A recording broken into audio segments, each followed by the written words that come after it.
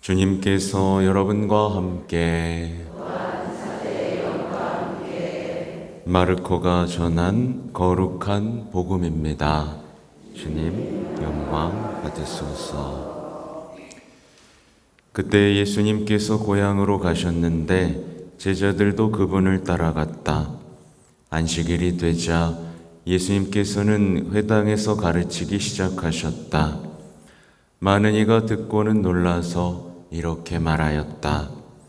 저 사람이 어디서 저 모든 것을 얻었을까?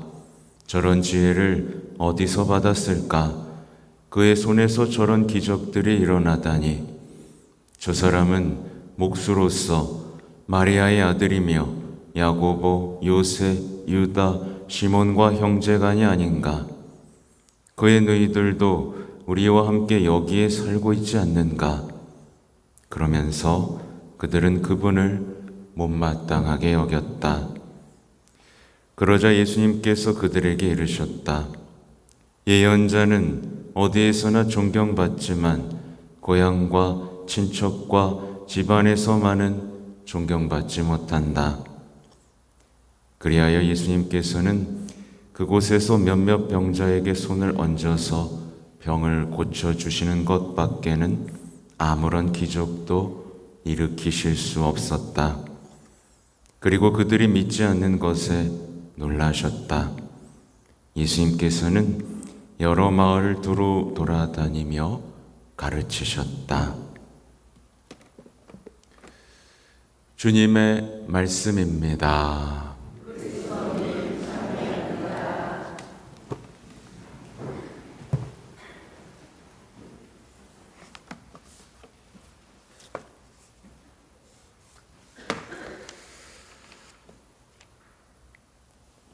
전미애스님,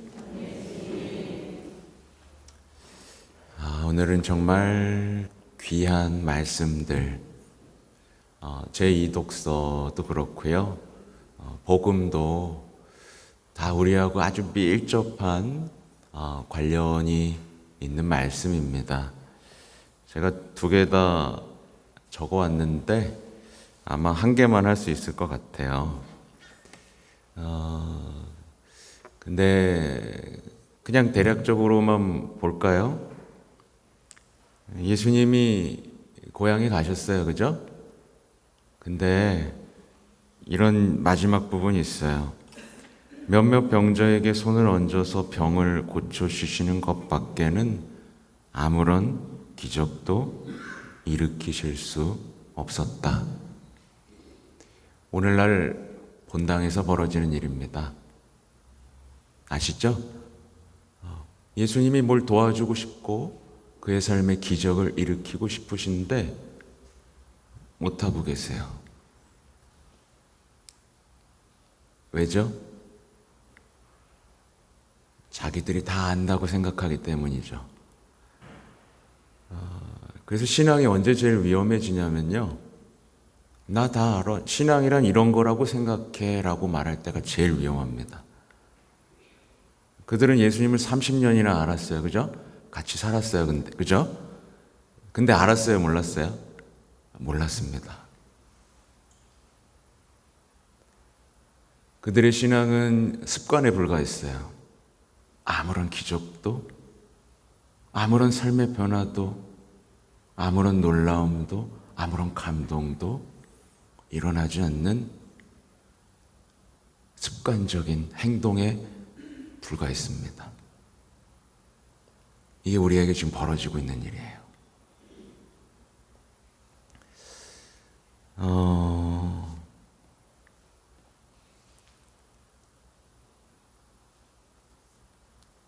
사실은 여러분, 이것들을 진단하는 방법들은 여러 가지가 있습니다. 사실은 하나의 예를 들자면요, 우리는 신앙생활 하면서 예수님이 멀리 있기를 바라는 신앙을 살고 있는지도 몰라요. 왜냐하면 가까이 살아계시면 어때요, 여러분? 사실 좋아야 돼요.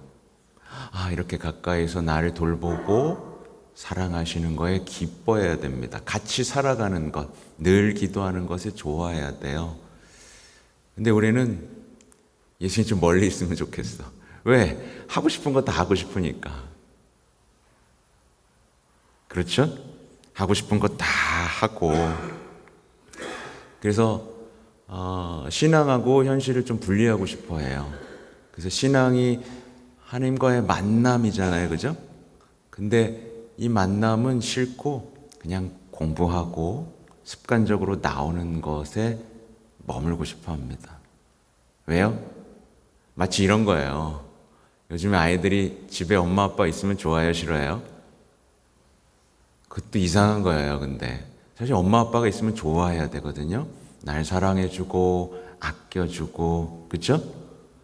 여러분, 배우자가 집에 있으면 좋아해요, 싫어요? 좋아해야 되는 거거든요. 근데 엄마 아빠가 나가 있어야 뭐 하죠? 뭐 라면도 먹고, 게임도 마음껏 할 수 있으니까 떨어져 있고 싶어 합니다. 이게 정상일까요? 정상이 아닐까요?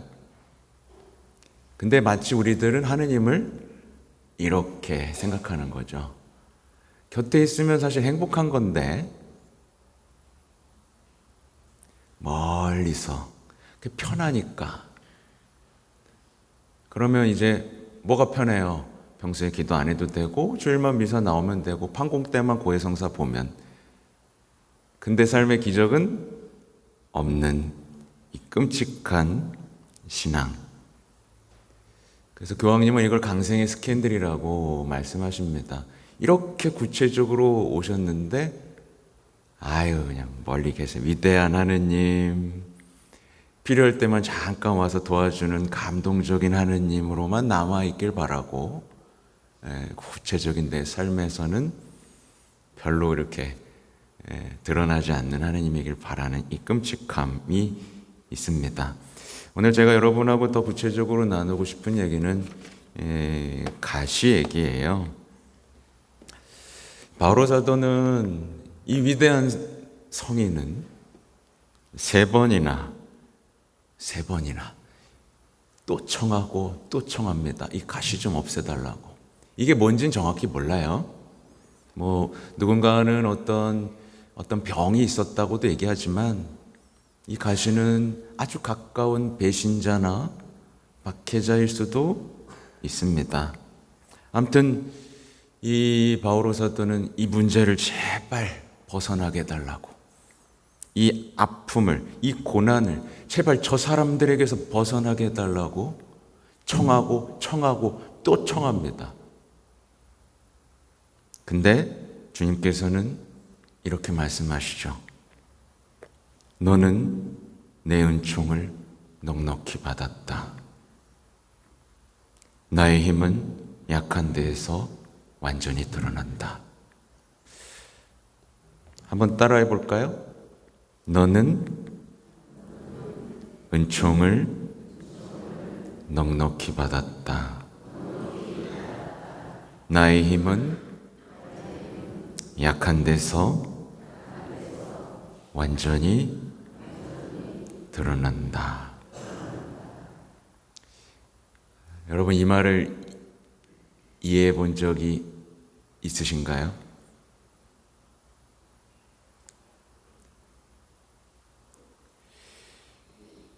예수님께서는 도대체 왜 바오로 성인의 청을 들어주지 않으셨을까요? 굉장히 절박했을 텐데, 사실 이 본문 전에 어떤 내용이 나오냐면 이 바오로 사도가 하늘에 올라 세 번째 하늘까지 올라가서 말하지 못할 비밀까지도 듣는 은총에 대해서 얘기합니다. 바오로 사도는 그만큼 위대했어요. 천국을 맛봤고 비밀을 알았습니다.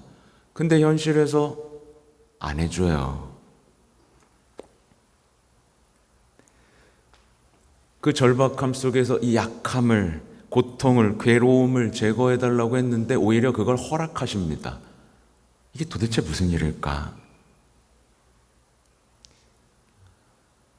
간단한 결론만 내리자면 여러분이 만약에 약하지 않다면 여러분이 기도했을까요? 이 자리에 있을까요? 여러분 마더 데레사 성녀 아시죠? 모르는 사람 없습니다. 마더 데레사 성녀가 그거 아시나요? 거의 온 생애 동안 예수님을 못 느낀 거 아세요? 하나님을 체험하지 못했습니다. 체험하지 못한 걸 넘어서서 없다라고 느꼈습니다. 이건 많은 성인에게서도 나타나는데 말이 되나요? 안 되나요? 안 되는 것 같죠? 근데 어땠죠? 성녀는 누구보다 예수님의 얼굴을 온 삶으로 드러냈습니다. 자만하지 않았고 자랑하지 않았습니다만 누구보다 자신이 가난했기에, 영적으로도 가난했기에 그 가난하고 하나님을 모르는 그 가난하고 불쌍한 영혼들을 사랑할 수 있는 강함이 있었습니다. 약했지만 강했습니다.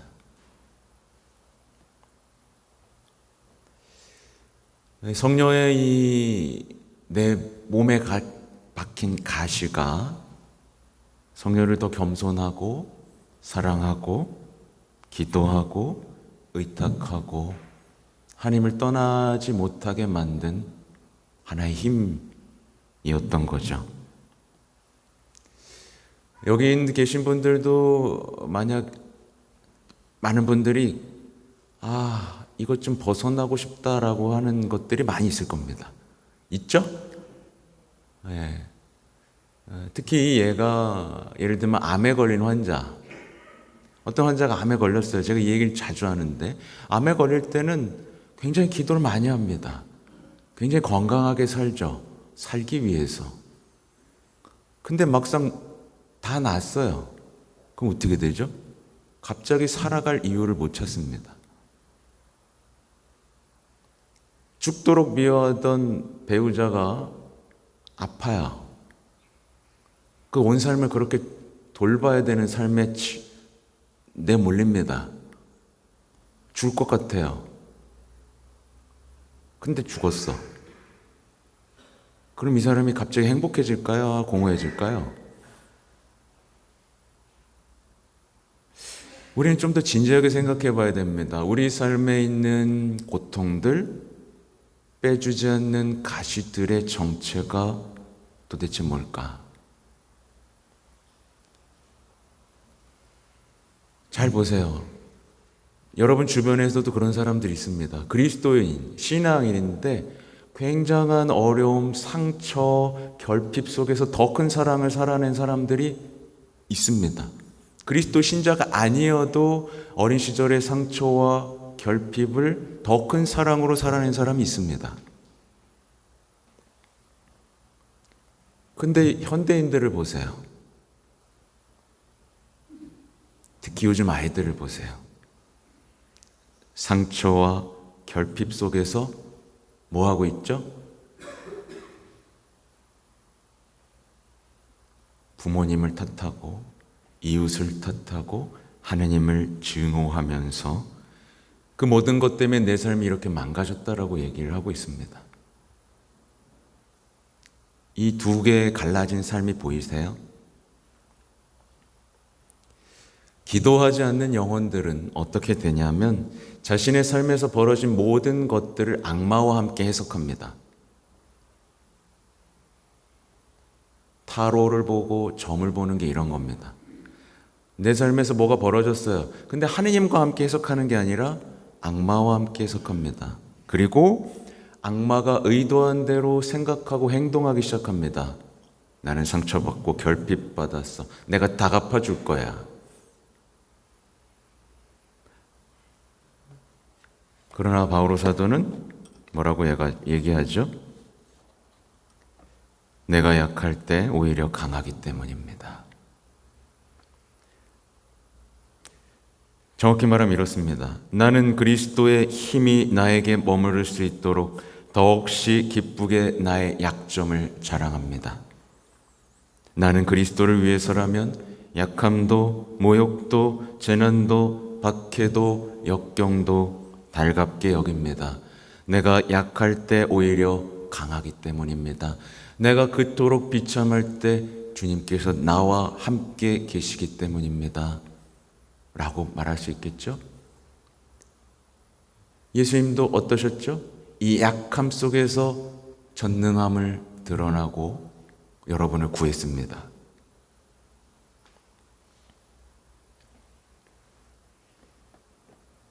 근데 많은 이들이 약함을 감춰버립니다. 강한 척하고 삽니다. 힘 안 든 척하고 삽니다. 그냥 긍정적으로 삽니다. 아무 소용이 없는 일이죠. 결국 쓰러지게 됩니다. 자만과 허영 속에서 자신의 힘에만 의지하다가 약할 때 완전히 무너지죠. 병들었을 때 완전히 무너지거나 직장을 잃었을 때 완전히 무너지거나 계획했던 것이 틀어졌을 때 완전히 무너져 버립니다. 그러나 예수님께서 말씀하시죠. 너는 내 은총을 넉넉히 받았다. 나의 힘은 약한 데에서 완전히 드러난다.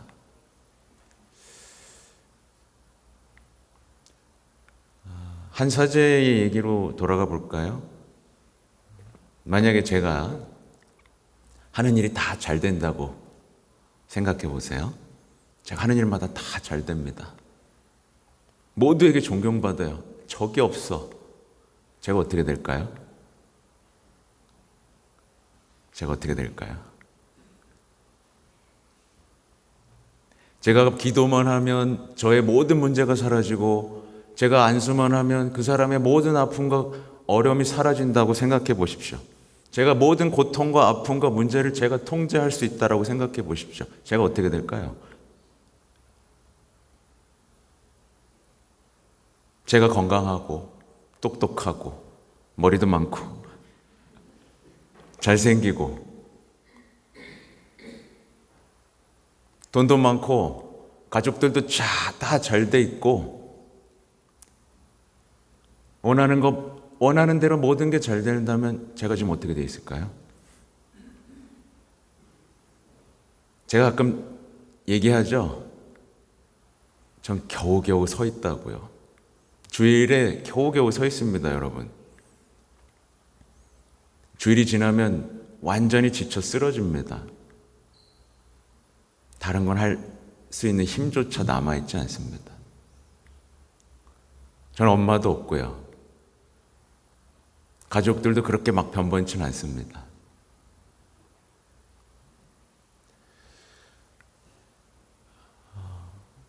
여러분, 이 바오로 사도가 말하는 진짜 하늘을 본 사람입니다. 그죠? 이분이 말하는 신앙이 진짜예요, 여러분. 이분이 말하는 예수님이 진짜라고요. 그죠? 근데 우리는 이런 것들을 한 번도 이해해보지 못한 채 세상이 말하는 그냥 긍정적으로 삽시다. 감사하며 삽시다. 그리고 고통은 못 견디고 내 멋대로 완고하게 신앙은 이런 것이라고 살면서 삶의 기적도 없고 변화도 없고 더 깊은 사랑 속에 나아가지 못하는 이 비참함에 갇혀 있습니다, 여러분.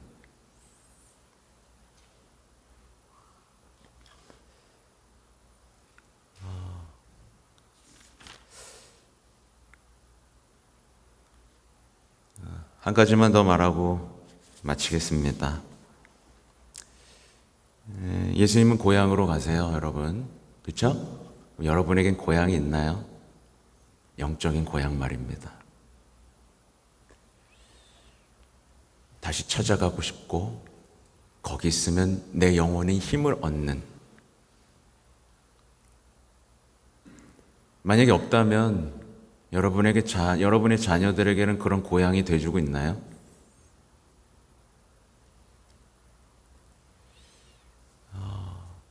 저는 지금 우리 본당에 수많은 사람들, 전국의 많은 사람들을 만납니다.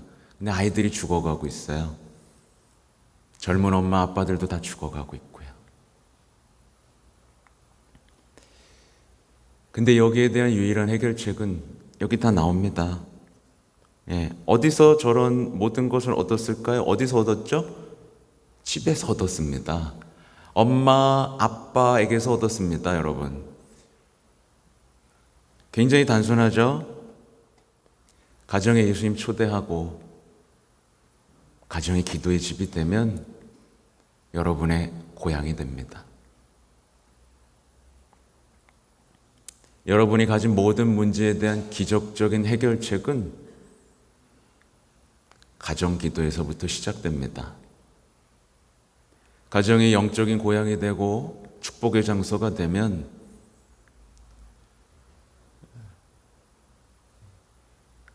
좋겠습니다. 여러분, 아무튼 예수님을 만나는 것보다 중요한 것은 없습니다. 기도보다 무엇이 우선순위에 있어서는 안 됩니다. 예, 시시한 세상의 어떤 지혜와 특강 속에 머물지 말고 부디 복음 안에 머물고 예수님의 힘을 체험하는 여러분이 되시기 바랍니다. 아멘.